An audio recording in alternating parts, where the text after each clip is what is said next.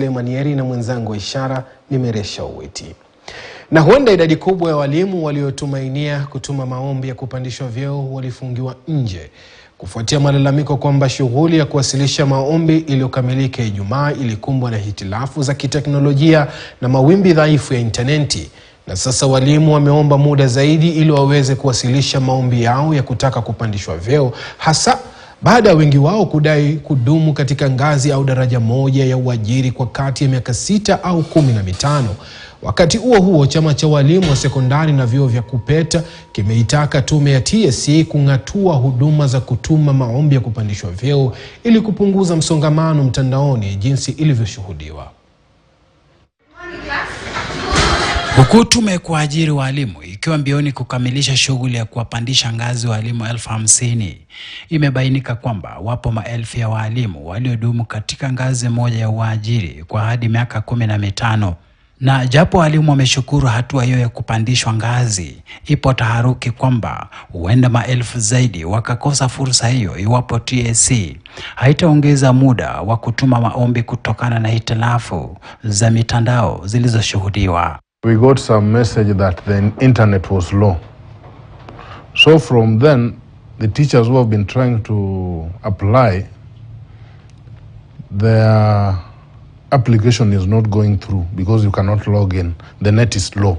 We therefore then demand and ask the Teacher Service Commission to not only immediately extend the number of days for teachers to be allowed to apply by 7 days, but we also ask them to devolve the application to the regions or the counties. Na kadiri muda unavyosonga ndivyo walimu wanavyokumbwa na wasiwasi kwamba huenda wakakosa fursa nyingine ya kupandishwa ngazi baada ya kudumu katika kiwango kimoja kwa miaka mingi. There's about 187,000 teachers who have stagnated in the same job groups for more than 7 years and above. So now we shall have 36 plus 14,000 promoted, taking us to a figure of about 50. Aidha, walimu wamedai kwamba ujuzi walio nao, viwango vya masomo na matokeo bora ya utendakazi ambavyo ni vigezo muhimu katika kupandishwa vyeo vimekuwa vikipuuzwa na TSC. Since I was employed, the first interview was in 2013. The next 2017. How many years apart? Then from 2017 there was another one in 2021. Then from 2021 there's another one. So you see, if you fail one interview, you have to wait for over 5 to 6 years for another interview. That means if you teach a student in Form 4, he'll graduate and become a teacher before the next interview is done. Kwa mujibu wa kanuni za TSC, mwalimu wa sekondari anapoajiriwa kwa mara ya kwanza huajiriwa katika ngazi ya C2, kisha baada ya miaka 3 anapandishwa cheo moja kwa moja hadi C3.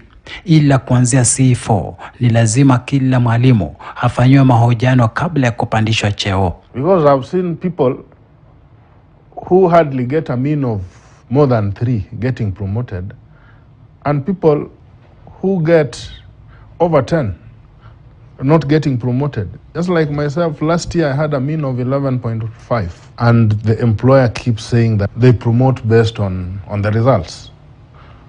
But you look at your results and the years you've stagnated, and you realize that the results does not count in the field. Hata hivyo, vipo vilio kwamba walimu wengi wamekwama katika ngazi ya C3. Aidha, zipo taarifa na madai kwamba baadhi ya walimu wachanga walioajiriwa hivi majuzi hupandishwa vyeo mbele ya watangulizi wao.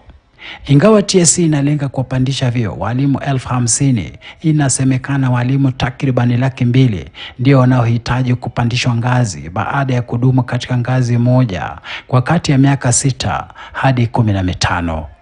Shadrack Miti, KTN News. Tuachana na masuala ya elimu, tuangazie masuala ya kilimo ambapo